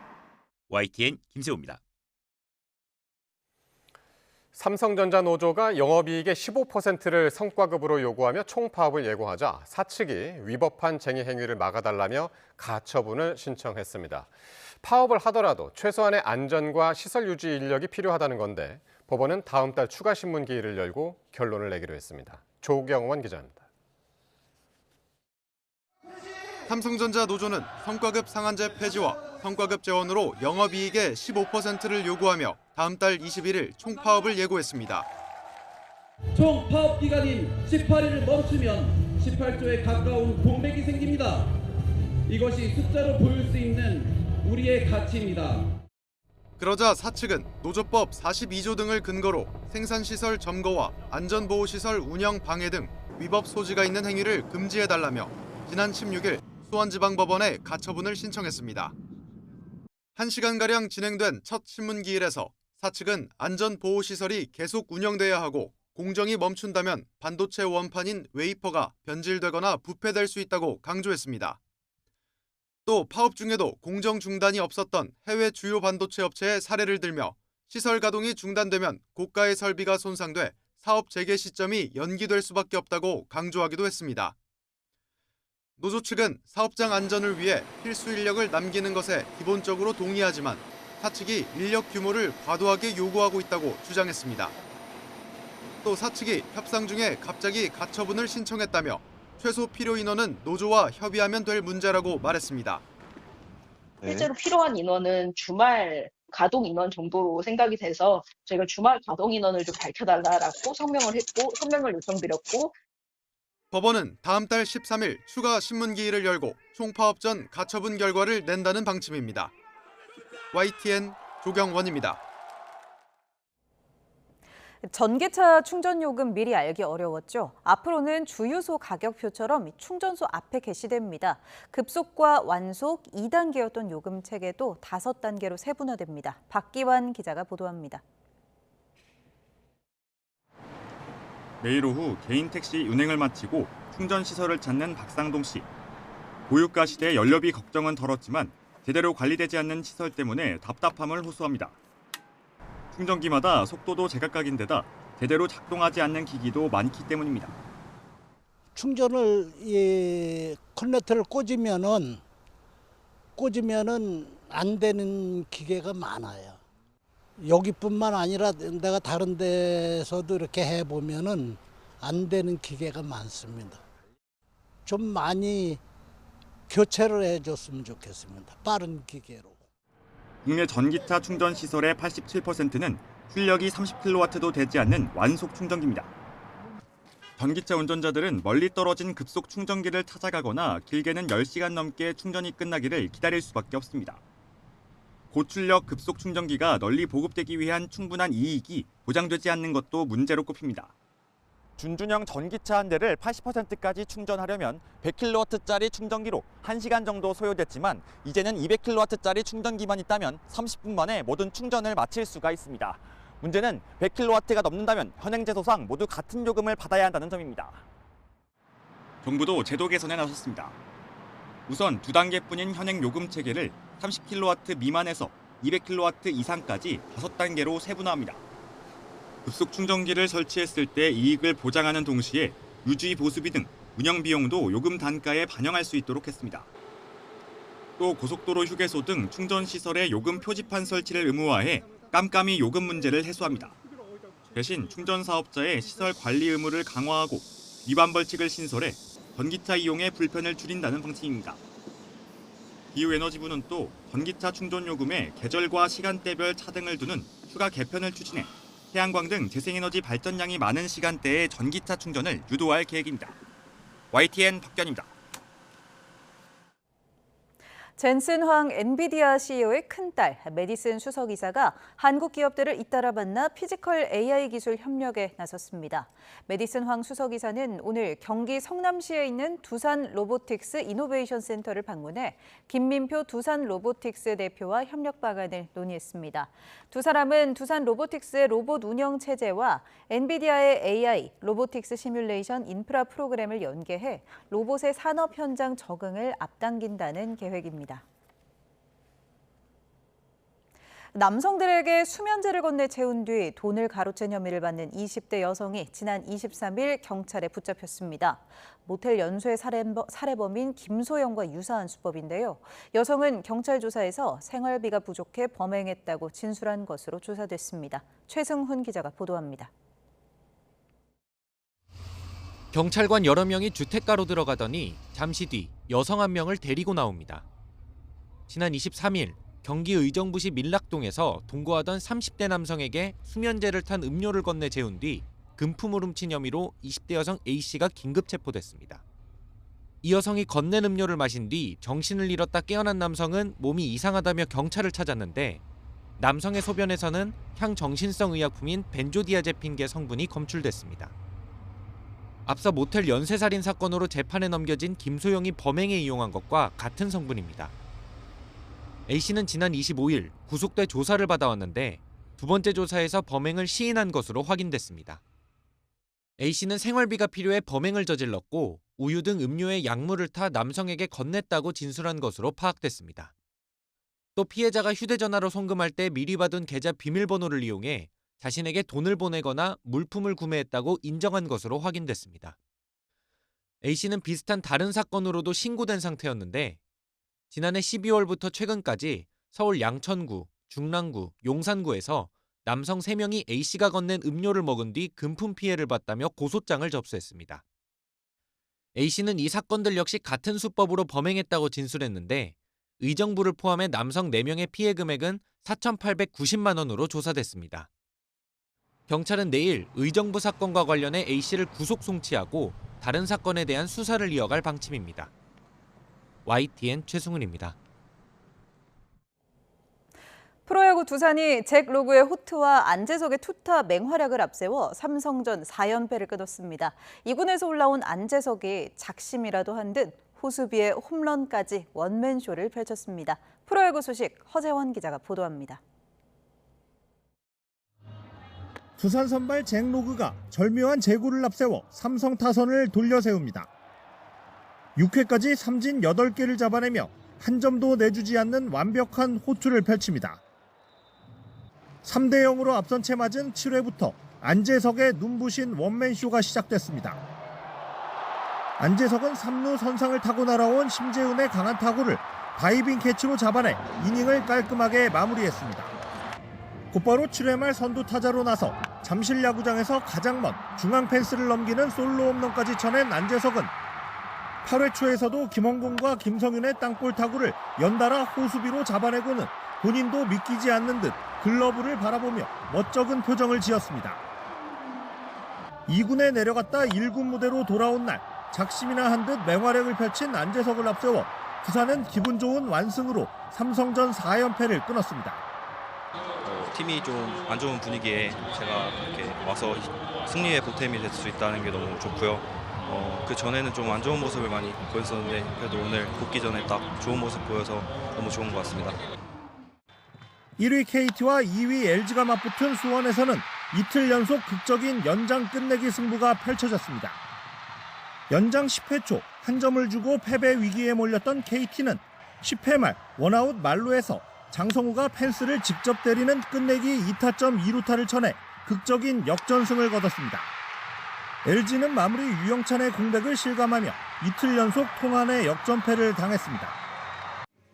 오태곤이 선제 석점 홈런을 터뜨린 SSG는 4사구만 11개를 남발한 한화를 꺾고 공동 2위로 올라섰습니다. YTN 허재원입니다. 4월의 마지막 날인 내일도 따스한 봄 날씨가 이어지겠습니다. 서울 낮 기온이 23도까지 오르는 등 오늘보다 조금 더 따뜻해지겠고 특히 중부지방에서는 맑은 하늘이 함께하면서 바깥 활동하기 좋겠습니다. 다만 기온이 오르는 만큼 일교차가 크게 벌어지겠고 건조함이 더욱 심해지겠습니다. 큰 일교차와 화재 사고에 대비 잘해 주시기 바랍니다. 반면 남부지방은 구름이 잔뜩 끼는 가운데 제주도에는 오후까지, 충북 남부와 호남 동부, 영남에는 늦은 오후부터 5에서 10mm의 비가 조금 내리겠습니다. 내일 아침 기온은 서울 9도, 광주 10도, 부산 13도로 오늘과 비슷하겠습니다. 낮 기온은 서울 23도, 대전 22도, 대구 21도로 오늘보다 1도에서 3도가량 높겠습니다. 주 후반에는 대체로 구름만 많은 가운데 기온이 더 크게 오르겠지만 일요일에는 전국에 비가 내릴 전망입니다. 날씨 정보였습니다. 수요일 뉴스나이트 마칩니다. 시청해주신 여러분 고맙습니다.